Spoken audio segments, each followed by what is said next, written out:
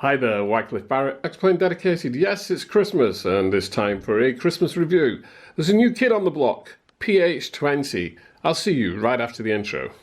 November 180 Bravo Bravo, good afternoon to you. Report your altitude? 2,000 feet on 1014 Bravo Bravo. Bravo Bravo. Hi, I said before the intro that there's a new kid on the block. Before I talk about him, I'd just like to wish you all a very, very Merry Christmas, and I hope that we have a better year next year. 2021 has got to be better than 2020. The vaccinations are coming on stream. Here in the UK, we've got ours, and you may have seen on the news the first person was vaccinated yesterday, I believe. So it's all good. I'm looking forward to getting the injection myself, so to all the anti-vaxxers out there, think about it. PH20, I said he's a new kid on the block, but he isn't. He isn't a new kid on the block. I've been looking at some of his stuff and he has got quite a catalogue of work that he's done. He's done aircraft liveries, he's done a couple of applications, and he's done some sceneries. I found him because I found the new Brussels airport, and that's what I'm going to review today. I'm going to review Brussels, but I'm actually going to go through a lot of his stuff over the next few days, leading up to Christmas hopefully, and beyond. So, let's get right into it. Echo Bravo Bravo Romeo, Brussels, just across the water from here in mainland Europe, Belgium. It looks fabulous. Let's have a look. Brussels Airport, EBBR, Echo Bravo Bravo Romeo, in Brussels, which is Belgium, which is literally just across the water, as I've said. This, I said, was a new kid on the block, PH20 or PH20 or PH20. I don't know what his name is, it's just PH, and I came across this copy of Brussels and I thought I'd have a look. Of course, this is on xplane.org, and I got to be honest with you, I think it looks quite good for what it is. Now, PH20, he hasn't just done Brussels, he's done quite a few airports and quite a few sceneries and liveries and what have you, so he has got a skill set, and with this, he's using the Lego brick system. In other words, these are all kind of pre-rendered models and bits and pieces, and he's just rendered the airport, put it all together, and it looks really quite good. Now I'm using XSimHeaven Europe overlay here, so Europe looks a lot different from the default Europe of Xplane 11.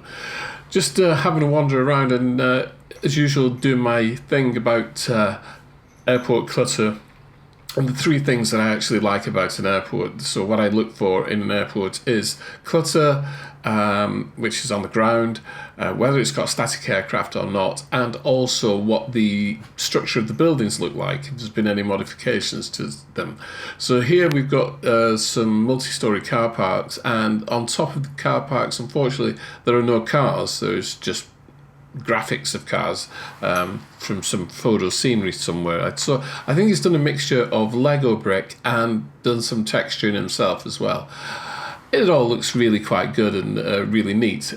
Just driving down the airport road here. Got to drive on the right hand side, of course, because we're in Europe and they drive on the right, where if we was in the UK I'd be driving on the left.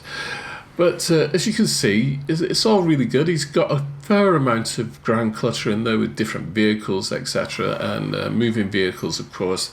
And certain aspects of this airport look really nice. I mean, I like this kind of area here where you've got the windows and the hangar out there. It all looks really good. And the tower, which is way on the other side of the airport, really good. So, is it worth getting? Of course it is, because it's free. The amount of traffic there, that's because I've got Traffic Global on, and that's why you see moving aircraft, etc. And as I say, the airport blends in really well with the scenery, the external scenery. Now I've got default ground textures, but I am using SimHeaven Europe, or SimHeaven X Europe. I'll put links below for all of this, so I'll put a link in for the scenery, and I'll put a link in for the SimHeaven Europe scenery as well. We're moving down into Brussels. I just wanted to take a quick flight over here because of this incredible structure that we can see. This is the Atomium. I hope I said that right. Atomium, which was built in 1958 for the Brussels World Fair, in actual fact. It's a steel atom structure. There we are. I've put it up there on screen. I've spelt it right, but I don't know whether I've said it right. It was built in 1958 for the Brussels World Fair. It's still there to this day, and you can go inside. It's absolutely fascinating. Night lighting, of course, is what we've come to expect with Xplane 11. It just looks right, it looks good, everything fits together really nicely.